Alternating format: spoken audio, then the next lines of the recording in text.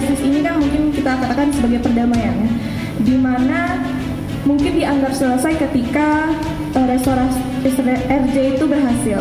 Tapi yang ingin saya tanyakan, apakah dari kejaksaan ini memberikan perlindungan yang berlanjut kepada korban ataupun mungkin saksi yang turut untuk memberikan keterangan dari restoratif justice itu?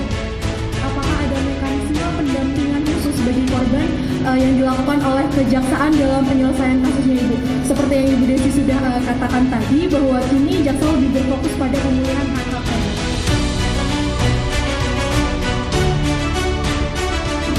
Kegiatan ini merupakan kegiatan teknis yang termasuk dalam kegiatan prioritas nasional dengan sasaran meningkatnya kesadaran hukum masyarakat, khususnya di kalangan mahasiswa, melalui penerangan hukum agar masyarakat mengerti akan hak dan kewajibannya di bidang hukum dan diharapkan dapat mengurangi tindak pidana dalam masyarakat dan juga sebagai implementasi program Astagita yang ketujuh dari pemerintahan saat ini. Kenapa kita perlu hukum? Kalau kita hidup sendirian, tentu kita bisa hidup apa saja tanpa diatur siapapun. Tetapi ketika kita hidup bersama orang banyak, maka kita harus mulai memikirkan orang banyak itu. Hidup mesti diatur agar tertib, tidak saling mengganggu, agar aman, adil, dan saling menghormati hak masing-masing. Di tengah berbagai keterbatasan, kami akan terus berikhtiar untuk hadir di tengah-tengah mahasiswa sebagai bagian integral dari institusi Adiaksa. Karena kami tahu bahwa mahasiswa adalah cikal bakalnya para pemimpin-pemimpin Republik ini. Karena mahasiswa punya idealisme dan kami mau hadir bersama-sama dengan itu. Bapak Ibu sekalian, bahwa kejaksaan sebagai lembaga pemerintah yang melaksanakan kekuasaan negara di bidang penuntutan, nah jadi tugas utamanya adalah di bidang penuntutan, memiliki tugas dan kewenangan diantaranya melakukan penuntutan, melaksanakan penetapan hakim dan putusan pengadilan. Saya juga mengharapkan nanti kiranya adik-adik mahasiswa bisa membedakan mana yang menjadi tuntutan, mana putusan. Karena acap kali ketika misalnya ada persoalan-persoalan hukum yang mengemuka di masyarakat, ada kecenderungan bahwa di dalam sistem peradilan pidana terpadu kita seolah-olah bisa dicampur adukan bahwa ini juga tugasnya jaksa.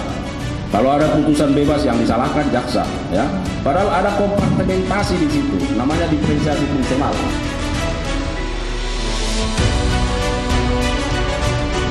Tentu untuk kesan pada acara hari ini sangat menyenangkan karena selain daripada itu kita juga mendapatkan wawasan pengetahuan yang mana ini akan mencerdaskan kita sebagai generasi muda yang akan menyiapkan masa generasi emas pada 2045 nanti, dan kita juga banyak sekali mendapatkan pengetahuan-pengetahuan yang sekiranya kita belum pernah mendapatkan ini di luar dengan kita mengetahui restoratif justice dan mekanisme ini. Harapan saya di sini saya mau mendapatkan pemahaman yang lebih dalam, melihat implementasi secara nyata, serta mengembangkan kesadaran serta empati saya terkait acara ini dengan meningkatkan kesadaran saya terhadap keperluan keadilan yang tidak hanya menghukum tetapi juga memulihkan. Kedepannya kami juga berharap jangan hanya hari ini implementasi itu dilaksanakan, tetapi mungkin dengan program kerja yang ada di Pusat Penerangan Hukum Kejaksaan itu bisa dilanjutkan untuk setiap semester lah ya, atau setiap tahun ya, setiap tahun anggaran, supaya mahasiswa itu bisa dibekali dengan hukum-hukum yang berkaitan dengan undang-undang kejaksaan ya.